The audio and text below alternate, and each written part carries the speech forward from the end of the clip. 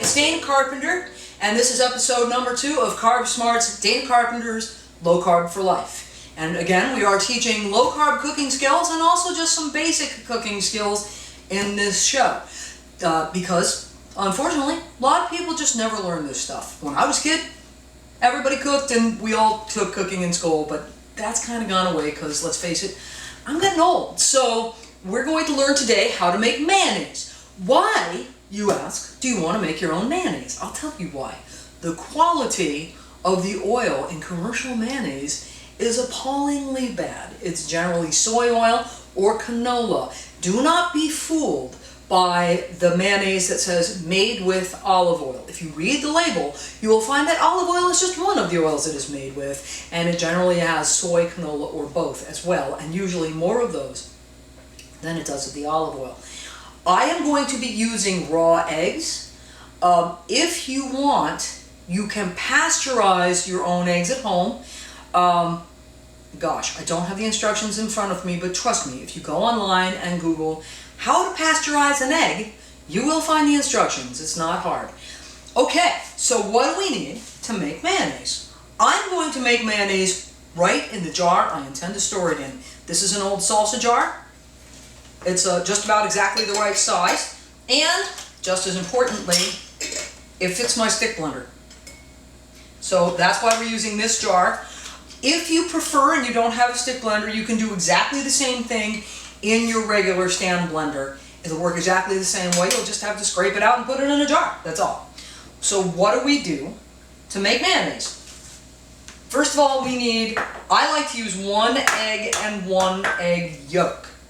The yolk is the part that actually makes the oil combine with the rest of it. So there's my 1 egg yolk. Look at the color of that yolk. I got some good chickens in my backyard, I am telling you. And then I'm going to put in a whole egg as well. Part of the reason I am unafraid of raw eggs is because I know my chickens. Get that out of the way. Oh, actually I should have done this first, but then it doesn't really matter that much. I'm going to use a combination of coconut oil and olive oil in this mayonnaise. Why? Because olive oil by itself, first of all, kind of strong olivey flavor, but also it makes a very soft mayonnaise. And if you want something that is going to be a little creamier, a little used to, more like the texture you're used to, adding a little coconut oil will help. So I'm using 1/3 of a cup of coconut oil. This is inexpensive coconut oil that I get at my local Kroger, and the thing I like about it for this purpose is that it has no coconut odor or flavor, which personally I find a little jarring in my mayonnaise. Okay, I am going to microwave this. We would have to turn the camera to show you the microwave, so you don't get to see this part, but I'm going to put it in the microwave and nuke it for just about 30-45 seconds while I do the rest over here. That is the sound of my microwave. Alright, put this aside.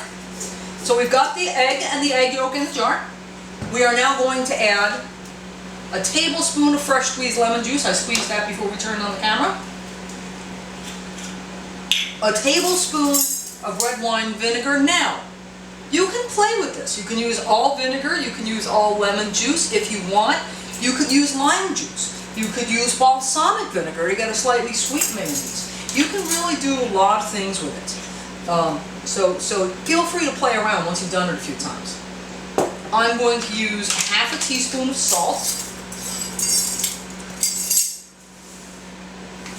There we go.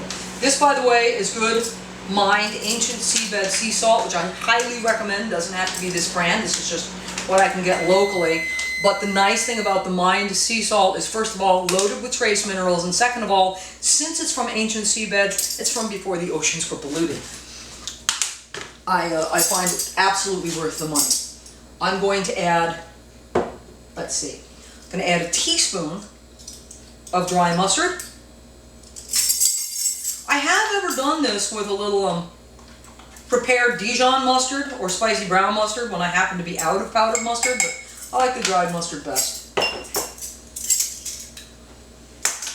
Just a quick shot like about, 3-4 drops of hot sauce. And I like to add just 1 or 2 drops of liquid stevia. Not enough to make it taste sweet. Just softens the flavor a little bit and makes it a little bit more like the commercial mayonnaise you're used to. Gonna get my coconut oil now. Why did I microwave it? Why, so it would be liquid, of course. We don't want to add hot oil, though, to our eggs, or we might end up with cooked eggs. Not what we're looking for. So, random bottle of olive oil. I like to use a light flavored olive oil for mayonnaise because, again, I want it to have just a kind of classic mayonnaise-y flavor. So I'm going to add olive oil to that coconut oil till I have a cup. I may or may not be able to work a whole cup of oil into my eggs.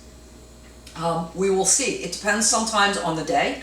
It depends really to some degree on the quality of the eggs. If the chickens had an off day, they may incorporate a little less oil, a little more oil. It depends. So what we're going to do now is take a stick blender. It's going to get loud in here, folks. But you take a stick blender and you stick it in the jar and you turn it on. And you blend all that stuff up. Okay. Now, get ready with your... I'm going to put this over here because I just know I'm going to knock it off the counter and that would be bad. Is it still in the photo? It is. Mm-hmm. Okay. We're going to pour this in. We're going to turn the blender on and leave it on, and you'll see me working it up and down in the jar while I pour the oil in a stream about the diameter of a pencil lead. You really don't want to go any faster than that. If you go too fast, your mayonnaise will break. So...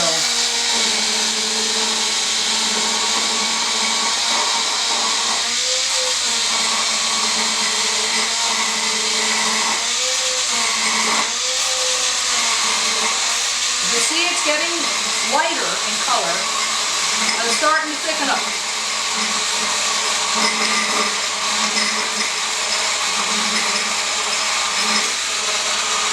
If you ever get to the point where your oil is starting to puddle on the top, just stop pouring for a minute.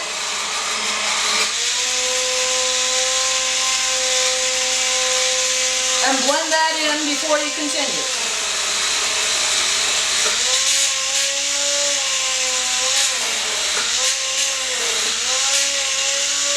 And you can see, it's mayonnaise. And it did take all the oil. And there you go. That's mayonnaise. That's all it takes. Yum. And then you put a lid on it, and you put it in the fridge, and it will be perfectly lovely in your tuna salad, or really in whatever you would use any mayonnaise in. I'm going to put that on the counter and make a big mess. So there you go. How to make mayonnaise right in the jar. Join us next time.